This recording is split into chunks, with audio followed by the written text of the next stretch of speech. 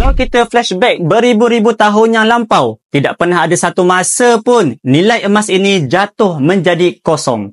Malah sejarah sudah membuktikan emas adalah satu-satunya alat kewangan yang mampu menyimpan nilai sejak ribuan tahun yang dulu. Dalam erti kata yang mudah, emas ini adalah kalis inflasi. Nak mudah faham lagi, maksud kuasa beli emas kekal sehingga ke hari ini adalah kita boleh lihat sejarah harga seekor kambing merentasi zaman.